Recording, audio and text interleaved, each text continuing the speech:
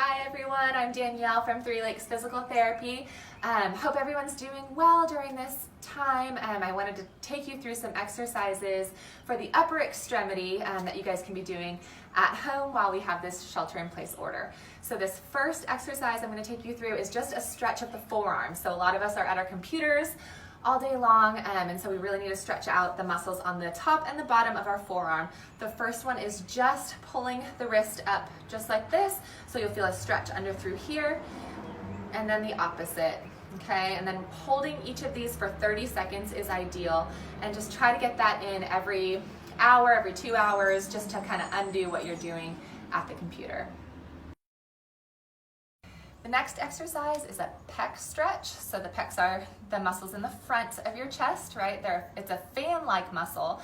So we can do this at different angles and it'll get different fibers of the pec. So you can come through a doorway, step through with one leg and really open through the chest to feel a stretch right in the front through here. Really try to open that chest so that we don't see a lot of that, again, anterior tipping of the shoulder blade and the shoulders coming forward. So we want to open, almost squeeze the shoulder blades together, and then hold that for about 30 seconds. Again, we can do this at different angles, okay, to get different fibers, and you'll feel kind of where you are tightest and you can hang out there. So opening up the chest to undo what the chairs are doing to you guys all day. The next exercise is called scapular squeezes or scapular retraction. So again, sitting more than normal during this time, right? We tend to be more rounded in the shoulders and through the thoracic spine, which is the mid-back. And so we want to reverse that by opening the chest, squeezing the shoulder blades together. Now we want to think of pulling them down and back toward the spine versus back and together with the shoulders rising up. So we want to pull down and back, opening through the chest. So you want to see your shoulders moving back, opening up through that chest, okay? Then from the side view, it looks like this. We really want to make sure that we're not getting a lot of this movement through the lumbar spine. The scapula moves independently of the spine. So we should just see the shoulder blades moving, not the spine. And then from the back, we're coming here, okay? Notice my shoulder blades are coming down and back, squeezing, squeezing. Now, I'm not suggesting that you sit with your shoulder blades pinched all the way back all the time. This is more of a kind of repetition exercise that I want you to do kind of throughout the day to get those muscles really contracting and to improve the neuromuscular control to that area. And so you can do 100 of them throughout the day, just kind of spaced out, again, to kind of reverse what's happening throughout the rest of the day. All right, so the next exercise is just going to be a row, a bent over row. I assume that maybe most people don't have equipment at their home. If you do, you can use a TheraBand for this. You can use a TRX band and row however you'd like. But I'm just going to use a household object. So hopefully most of you have some laundry detergent or something that's heavy enough for you to lift. You can use a big can or a jar of something. But what I'm going to do is I'm just going to hold the laundry detergent here, okay, hinge from the hips. I don't want to see any arching of the low back, okay, so pulling the abdominal muscles in.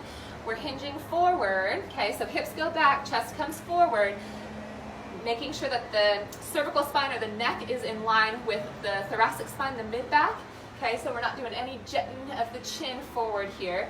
And you're initiating the movement from the shoulder blade, so you're lifting by pulling that shoulder blade back and then pulling the elbow back after the scapula retracts. Okay, so we're getting that movement from the shoulder blade as we're rowing here.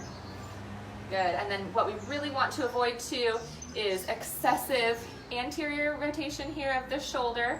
Okay, so it's not necessarily about how high can I get my elbow, but it's really opening up through the chest and coming from that position.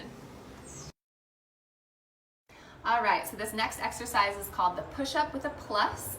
the literature has shown that this exercise is really great at activating the rotator cuff muscles as well as the serratus anterior, which is one of the muscles that helps to control your shoulder blade movement. So I'm going to go ahead and do this. We can do this at multiple levels. The least strenuous would be up against a wall, then kind of traveling down toward the floor. So you can do this on a countertop, or down on like a low bed, or down on the floor in a full push-up position. So I'm just going to do it on the wall here. Okay, so hands are up against the wall. We're in a plank position. Abs are nice and tight. Okay, and we are here. We're coming into that push-up and then away. So once we come up from the push-up, we push the shoulder blades away from the spine and then back. Push up with a plus. Good. So if you look at my back here, let me move my hair real quick. You notice as I come down, the shoulder blades come together slightly, and then as I push apart, my shoulder blades come away. Good. And then if you're feeling any sort of nerve tension, if your hands start getting numb or tingly, or you're feeling a lot of tension in your forearm, you can always move your hands down, change the position of your wrists, and you can do it on your knuckles and pushing away.